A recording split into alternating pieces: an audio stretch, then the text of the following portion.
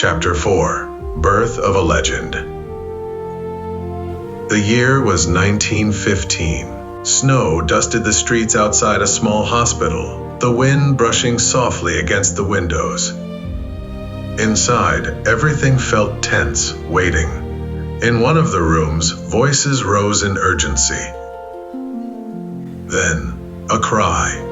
A newborn's first breath filled the room. For a brief moment, everything seemed normal. A nurse carefully lifted the child, wrapping him in cloth as the doctors began their routine. Then one of them paused. Wait. Another leaned in. What is it?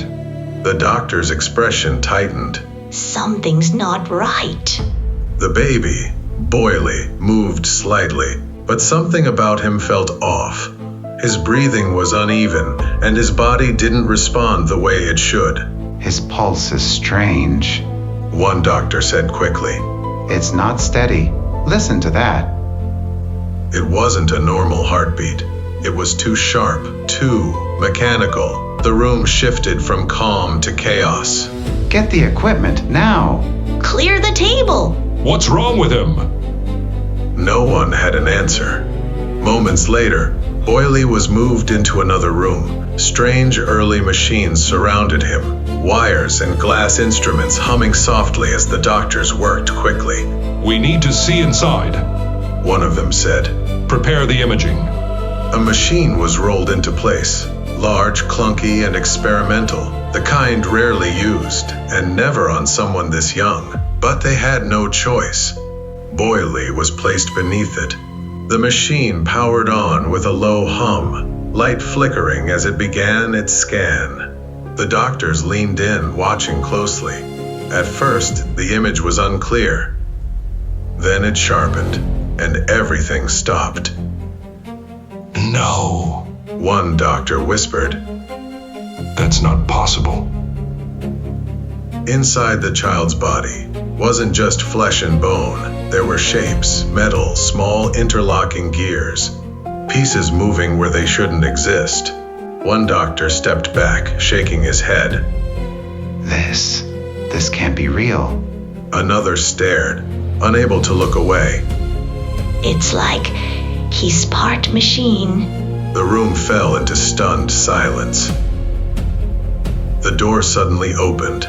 John Morocco rushed in, his face tense, eyes searching. What's happening? Is he? He stopped. The look on the doctors' faces told him everything. What is it? He asked, quieter now. No one answered at first. Then one of the doctors gestured to the machine. You need to see this.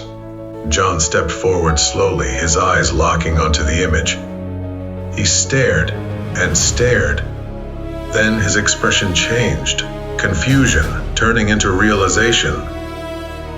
No, he said under his breath. Another doctor spoke. We're not done. There's more. They turned to a nearby table where a small sample had been taken. A dark liquid rested inside a glass vial. It moved slightly, on its own. We found this in his system, the doctor said.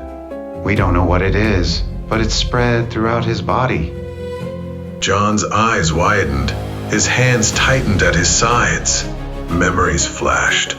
The cave, the creature, the attack in the barn, the oil burning into his skin. He took a slow step forward, staring at the vial. His voice dropped, almost to a whisper. That's not just anything. The room seemed to hold its breath. It's locust oil. The words landed hard. No one spoke. No one understood, but John did. Silence filled the room again, thicker than before. Finally, John forced himself to look away from the vial and toward the small child lying on the table. What's going to happen to him? John asked, his voice quieter now, but steady. The doctors exchanged uneasy glances. None of them wanted to answer. but one finally stepped forward. We don't fully understand what we're looking at. He admitted. His body, it's changing, adapting to something we've never seen before. He hesitated, then said the part no one wanted to hear. He might survive, but he will be different. John stood there in silence, looking at his son, knowing deep down that something far bigger had just begun.